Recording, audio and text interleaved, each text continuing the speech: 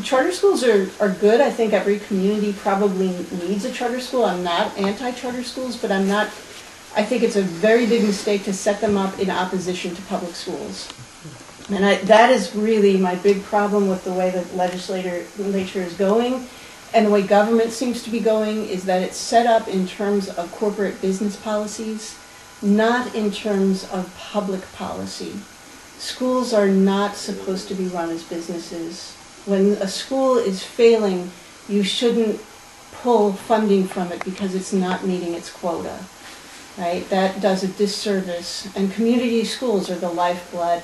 They're how culture gets replicated and disseminated in our environment. That's what is the most American thing I can think of, is being in a community school with your neighbors and your friends. And you know, there are people of differing abilities, but they all work together to achieve the same common goal. So that's the short answer of how I got into this. The long answer would have to go back a long way and get pretty esoteric. And it's something that came to me only after many days of thinking about this.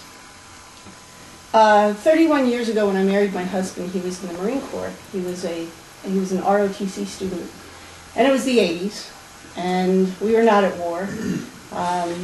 But he was a pilot of the bomber, the all-weather bomber called the A-6. I know a lot about airplanes, even Marine Corps airplanes, just by osmosis, by virtue of my husband being in it. And the planes were created, I think, back in the 60s, and there wasn't a lot of money to maintain them, and there were a lot of accidents, far too many accidents happening.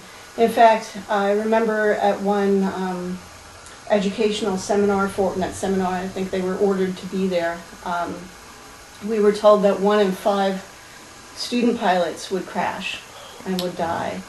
And that's horrendous in peacetime. That was right about the time that we bombed Libya. Do you remember that? So my husband was not involved in that because we were stationed in Southern California, but that was about the same time. And there was a young couple. My husband was a very junior officer. There was a young couple there. They went on deployment, and one night, this young fellow who had a young wife flew a plane into the mountainside, and he and his bombardier navigator were killed instantly. The men, and I say men, there were no women in this squadron at the time, so the men were all in Reno, and we were in Southern California. And all of a sudden, I started getting phone calls from all the military wives in the area. Now, we weren't on base. There wasn't room for us to be on base. We were scattered all over Southern California, in Orange County. And I got one phone call after another. And phone calls would go like this: Suzanne, have you heard from Michael? And I would say no. And they would say, well, Richard just called me and said, I love you and I love the baby and I'll never fly again. And he hung up. Do you know what's going on? And then Michelle would call me up and say, what's going on? Do you know anything?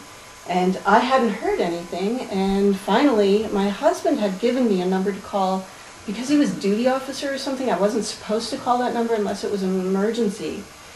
And I called him at that number, and he said, well, there's been an accident. And I said, well, what happened? Did anyone die? And he said yes, and he wasn't really supposed to give me that information, but he did.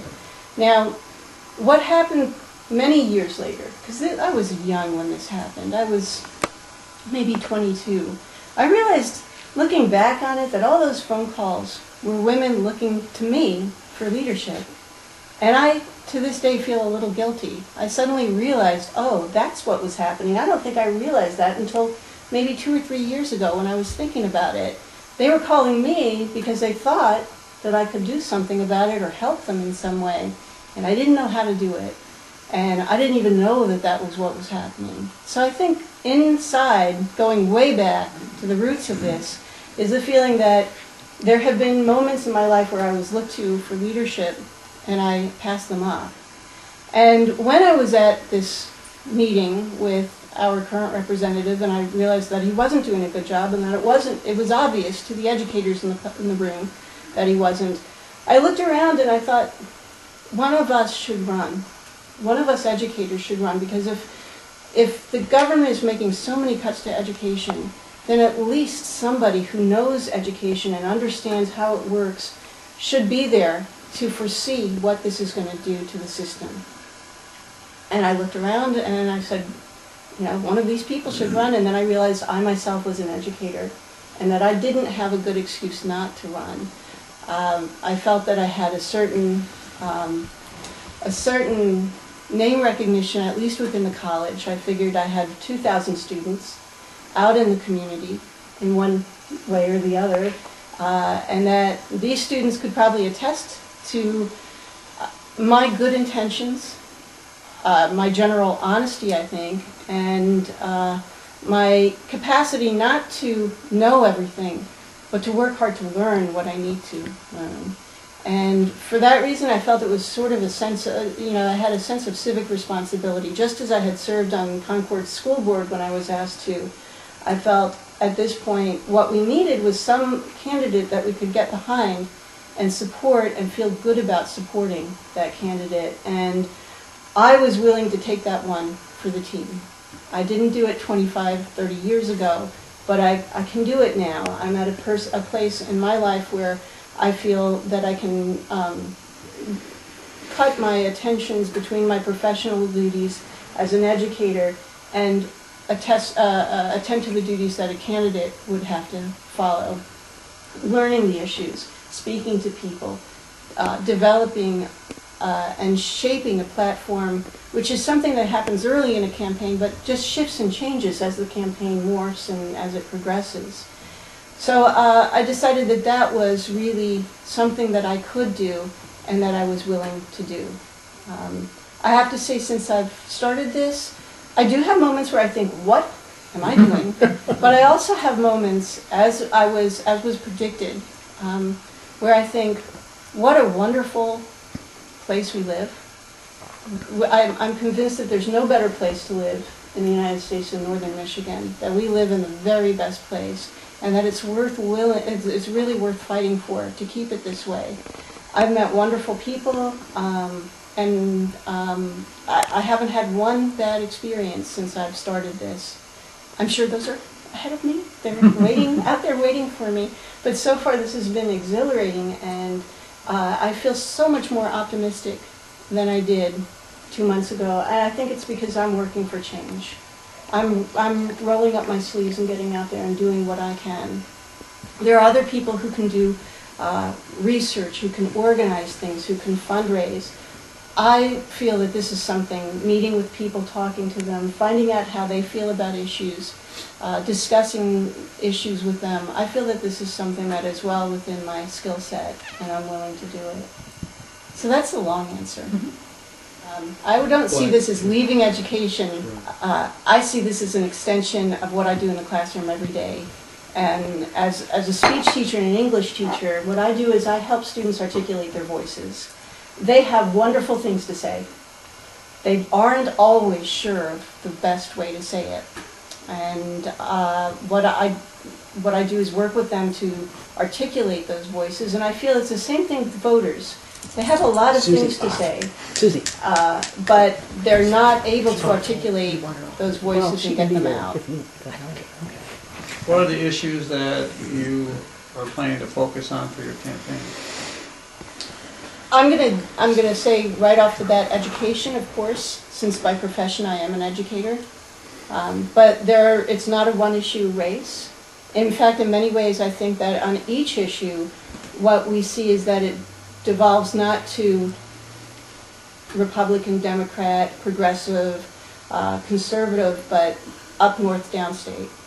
And so in terms of those, every issue I'm looking at, and there are 4 of them, seem to have a divide along the idea of our community versus other communities. So obviously education, but also jobs. We have very high unemployment rate. I think the state level is about 10%. I would guess we're far higher than that right now. And of course it's a little seasonal, but the problem is, how do we create jobs? and good jobs, jobs that support families in this district. And I think you're going to hear a lot of answers to that question about in terms of what government can do and tax cuts. The truth is that no one really knows how jobs are created. Economists argue between small industries, small homegrown workforces versus large companies. Well, I don't think we have the kind of area that large companies are going to be attracted to anyway. I think that's pretty obvious. What we do need, though, is strong education to bring into focus the kinds of skills that entrepreneurs here are either going to look for or develop on their own. So jobs and the economy are really important to this area. Also, tied into that, it's going to come out sooner or later when you're looking at jobs and industry, is the environment. I don't think that, well, let me put it in a positive way. We have got to look at the environment as our greatest resource, not only our greatest natural resource, but our greatest economic resource here as well. And when you have an economic resource like we do, when people come up here to experience the natural world, to go skiing, to go fishing, you protect it. You take what you can from it without hurting it. And that's really important, is to build protections around our environment so that we don't exploit it, so that we don't use it or ruin it.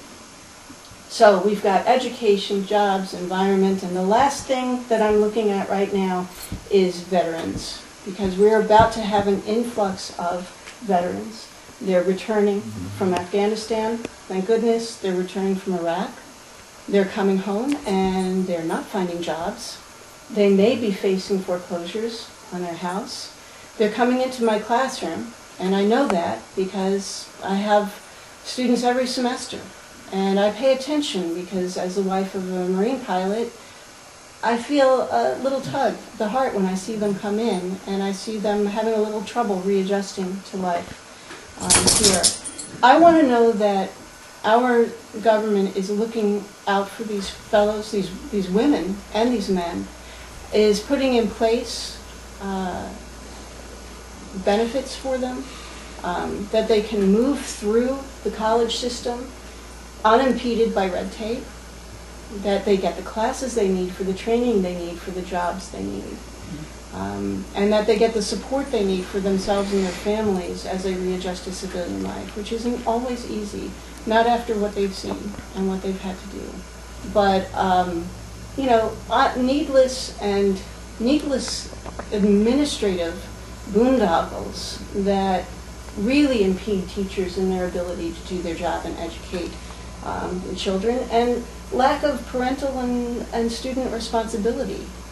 There are many things that are wrong with the educational system, but until we get legislators at the state and the federal level who really understand what it's like to be in education and how education works, then we're not going to see the changes. We're going to see more top-down legislation like No Child Left Behind and like Race to the Top that simply try to apply an easy solution that doesn't work and actually screws up the system more than it helps it.